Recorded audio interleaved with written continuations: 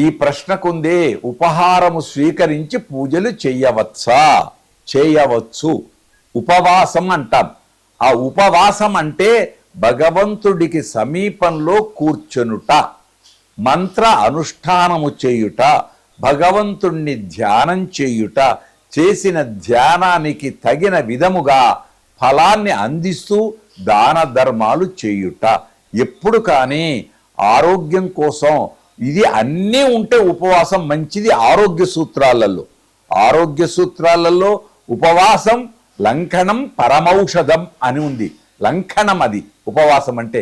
ఏమీ తినకుండా ఉంటే ఆ రోజు లోపల మిగిలినటువంటి ఏ చెడైతే ఉందో అది జీర్ణమై రక్త ప్రసరణ వృద్ధి చెంది ఆరోగ్యం చేకూరుతుందని పెద్దల యొక్క వాక్కులు. అంతేకాదు, ఆరాధన చెయ్యేటప్పుడు దేవుడికి నైవేద్యం పెడతాం. ఆ నైవేద్యమే ప్రాబోధకి అంటాం, ఉదయం ఉంచే చిరు నైవేద్యం.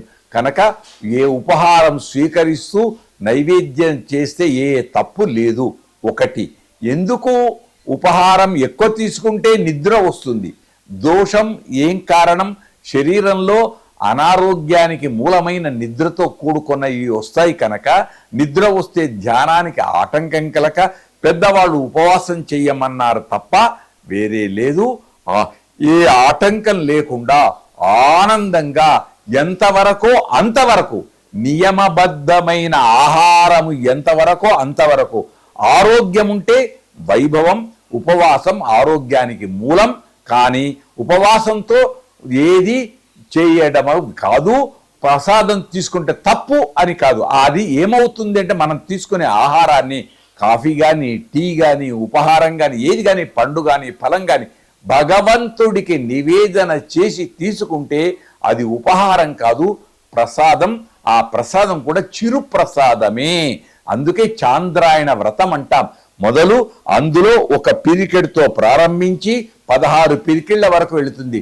మళ్ళీ 16 పిరికెళ్ళ నుంచి ఒక్క పిరికెడుకు వస్తుంది. ఇలాంటి వ్రతములు ఎన్నో ఉన్నాయి. అన్నిటికంటే గొప్పది మానసికమైన ఆనందము. అందుచేత ఇది అన్నీ ఉన్న వాళ్లకు ఉపవాసము సహజం. ఏమి లేని వయోధికులకు ఈ నియమాలు ఏవి ఉండనవసరం లేదు. భగవత్ ధ్యానమే, మంత్ర అనుష్ఠానమే గొప్ప శుభం. ఇక నలుపు అనేది భారతదేశంలో తగదు. భారతీయత నలుపుకు ప్రాధాన్యత ఇవ్వలే. కారణం శుక్లపక్షం, కృష్ణపక్షం. పున్నమకు ప్రాధాన్యత ఎక్కువ, అమావాస్యకు ప్రాధాన్యత తక్కువ. అమావాస్యకు ప్రాధాన్యత తక్కువ అని కాదు, ఎక్కువ ఉంది. పితృతర్పణాలన్నీ అమావాస్య నాడే వదులుతాం. ఇప్పటిదాకా అన్నామే ఉపవాసం, ఇవన్నీ ఆ రోజు చేస్తాం. కానీ నలుపు దారం కూడా శ్రేయస్కరం. కారణం దృష్టి దోషం తొలగిస్తుంది. అందానికి దృష్టి దోషం తొలగిస్తుంది. వచ్చేటప్పుడు ఒక దారమే కాదు, బొగ్గకు చుక్క పెడతారు. ఎప్పుడు పెళ్లిలోనే కాదు, 60 ఏళ్లకు షష్ఠబ్దికి పెడతారు. ఎందుకు పెడుతున్నారు? దృష్టి దోషం పోవటానికి. కనుక నల్లదారం. 2, ఈ మధ్యలో వచ్చిన ఆరాధనలో, అయ్యప్ప ఆరాధనలో నలుపు వస్త్రాలే ధరిస్తున్నారు. కారణం అన్నిటికీ దూరంగా ఉండి చక్కనైన ఆరాధనలు చేయటానికి. కనుక ఏదైనా సృష్టిలో 7 వర్ణాల్లో నలుపు కూడా ఒకటే. కనుక దోషం లేదు. కానీ మన భారతీయత నలుపుకు ప్రాధాన్యం ఇవ్వలే.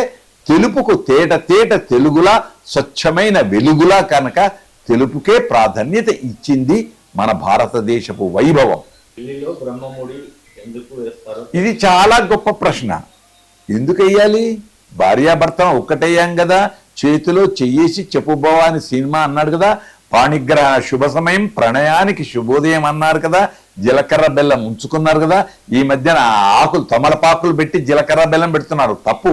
చేతిలోనే జీలకర్ర బెల్లం పెట్టి అస్థి మస్తక న్యాయమని తన చేతితో ఉండేటువంటి యోగ శక్తిని భార్య భర్తకు, భర్త భార్యకు పంచుకుంటారు. అలాగే బ్రహ్మముడి ఎందుకు కారణం? ఏదైనా పని, అత్యవసర పని ఏర్పడినప్పుడు పూజలో నుండి భర్త తొందరగా వెళ్ళవచ్చు. ఎక్కడ వెళ్ళాడు? ఎక్కడైనా చరిత్రలో ఉందా? నారాయణుడు వెళ్ళాడు గజేంద్రుడిని రక్షించడానికి. శిరికించెప్పడు శంఖచక్ర యుగమున్ చేదోయి సంధింపడని పోతన్న అన్నట్టు వెళుతూ ఉంటే ఎట్లా వెళ్లకుండా ఉండాలంటే మన పూర్వీకులు కల్పించింది బ్రహ్మముడి బంధం. దివిలో నిశ్చయము భువిలో పరిణయం కనుక ముడి వేస్తారు పూజలల్లో. ఆ ముడి బంధం ఎందుకంటే తొందరగా పరిగెత్తుకొని వెళ్లకుండా ఆది దంపతుల వలె అర్ధనారీశ్వరుల వలె కలిసిమెలిసి ఉండి పూజ అంతా అయిపోయిన తర్వాత ఆడపడుచో పంతులు గారో ఆ బ్రహ్మముడి విప్పితే వెళ్ళడం అనేది మనం కల్పించుకున్న ఆచారం. అందుకే దేవతలకు కూడా యోవే తామని బ్రహ్మగ్రంథిం కుర్యాత, ఆఖరుకు బ్రహ్మముడి దేవతలకు కూడా మనం ఏది పాటిస్తున్నామో దేవతలకు కూడా అది పాటింప చేస్తున్నాం. మంచిదే, కాదని కాదు. కాకుంటే పూజలో నుండి తొందరగా ఫోన్ వచ్చింది అని మాట్లాడినట్టు వెళ్ళటానికి వీలు లేకుండా ఏకాగ్రత కోసం ఏర్పరచుకున్న పూర్వీకులు ఏర్పరిచిన గొప్ప పద్ధతి బ్రహ్మముడి.